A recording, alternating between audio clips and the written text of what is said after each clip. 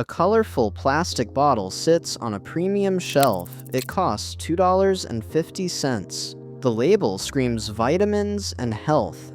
The brand is Vitaminwater, and in 2007, Coca-Cola paid $4.1 billion to own it. The pitch was simple: a healthy alternative to soda, functional hydration, vitamin boost for people who care about wellness. The reality was different. Each bottle contained 33 grams of sugar. That's more than a Snickers bar. The visual tells the story. Vitaminwater next to a Coke can. Same parent company, nearly identical sugar content. In 2009, a lawsuit landed. Court filings revealed something perfect. Coke's own lawyers called it sugar water. The contradiction sat there in plain sight. Health halo on what was basically liquid candy. Millions of people paid premium prices for dressed-up soda. Here's how it happened. If stories like this make you question what else you're being sold, hit subscribe. We expose the gap between marketing and reality every week. Drop a comment with the brand you want investigated next. Now, let's see how Vitaminwater pulled off one of the biggest health scams in beverage history.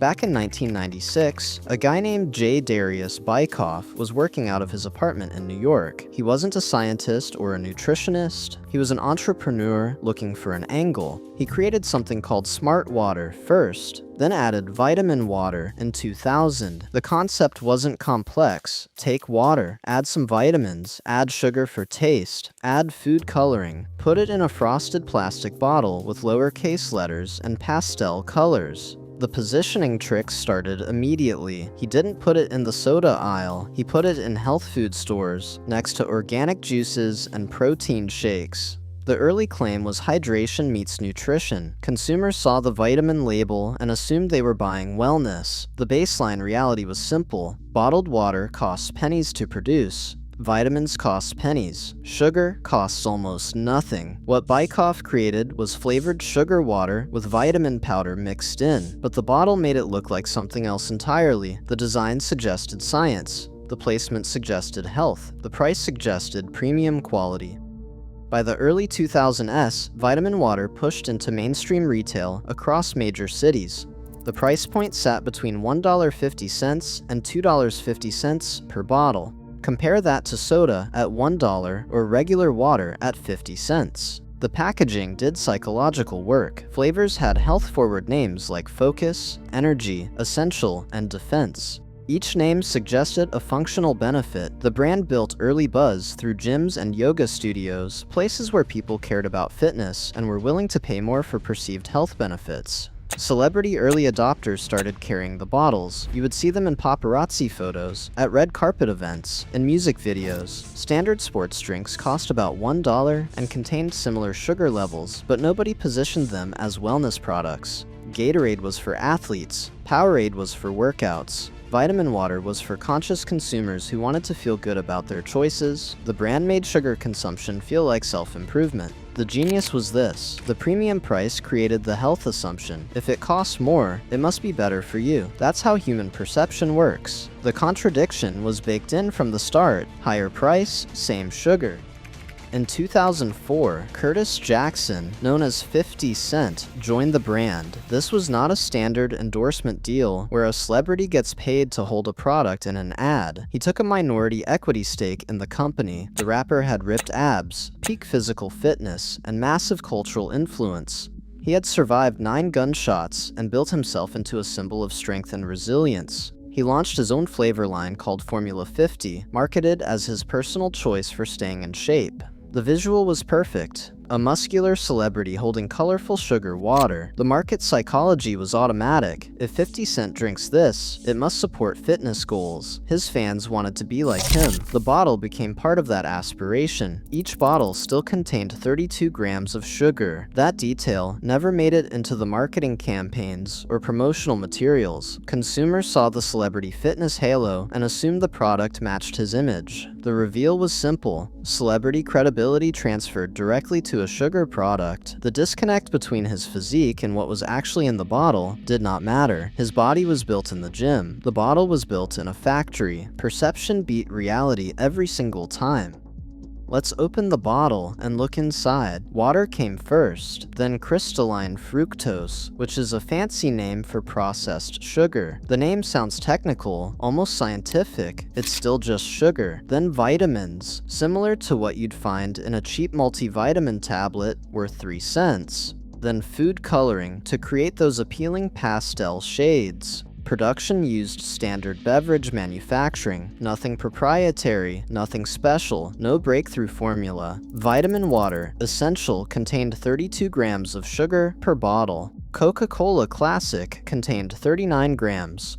The gap was 7 grams, less than 2 teaspoons of difference. The legal technicality kept the brand safe. Vitamins were added, so technically it qualified as vitamin water. Nobody could sue them for false naming. The trick lived in the label design. Health ingredients got listed first in big letters. Vitamin C, B vitamins, electrolytes.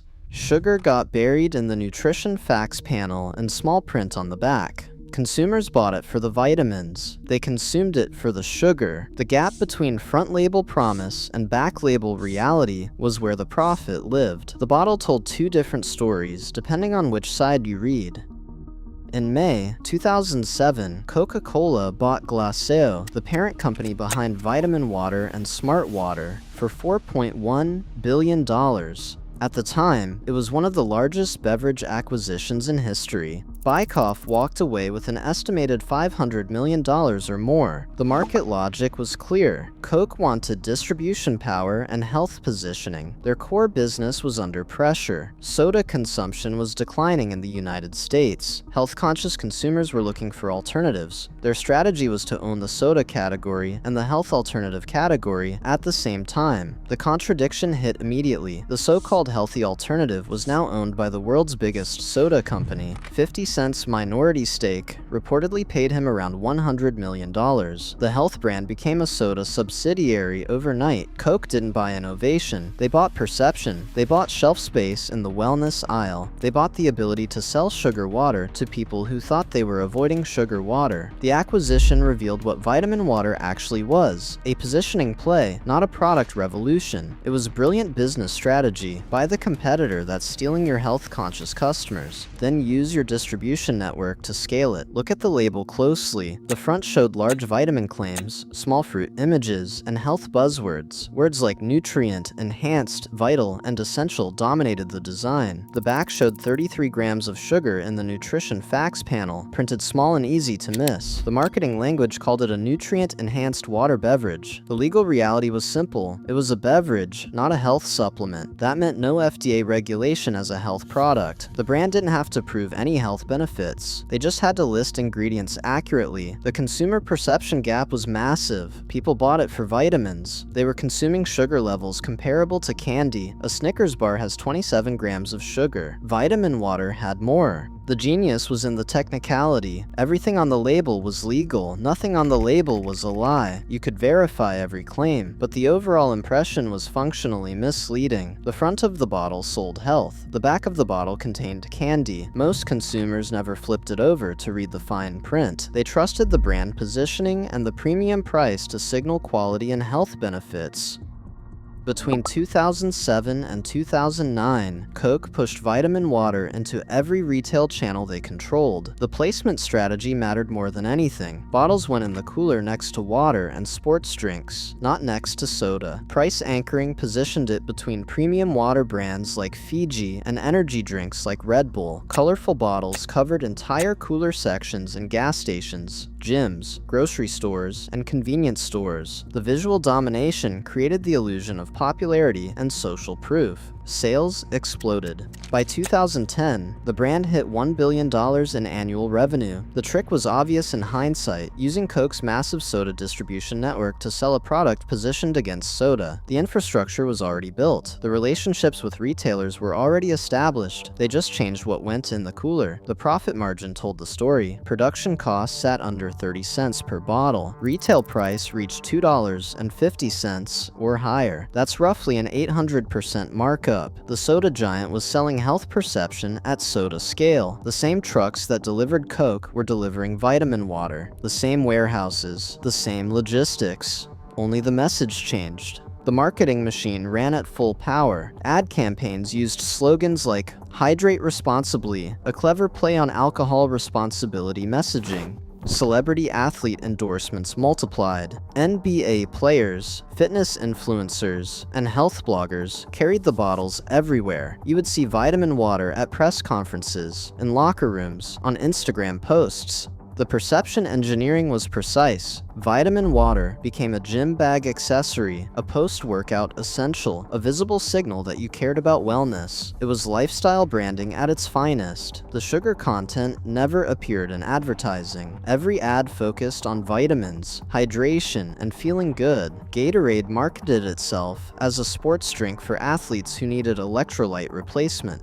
Vitaminwater marketed itself as a lifestyle choice for the health concerned who wanted to optimize their daily routine. The psychological hook was simple. Paying more felt like investing in your health. Premium price justified premium perception. The marketing budget justified the premium pricing, not the product quality. Consumers were paying for the story, not the liquid, and the story was working better than anyone expected. Sales climbed month after month. Between 2010 and 2011, Vitaminwater reached its peak as a billion-dollar brand. It was the fastest-growing beverage category in retail. Consumer belief was rock solid. They were drinking vitamins and avoiding soda. Young professionals kept bottles on their desks. Gym-goers drank them after workouts. Parents bought them for kids as a healthier alternative to juice boxes. The shelf reality was different. Sugar water was outselling actual water in the premium section. Prices peaked at $3 or more per bottle at gyms and airports where consumers had fewer choices. The success story was this. Vitaminwater convinced Americans to pay 5 times the normal price for sugar they would have rejected in soda form. Peak profits were built entirely on the perception gap. The brand was not selling hydration or vitamins or health benefits. It was selling the feeling of making a better choice. As long as the colorful bottle sat in the wellness section instead of the soda aisle, the illusion held. The packaging did the work. The placement reinforced it. The price confirmed it. The question was how long it could last.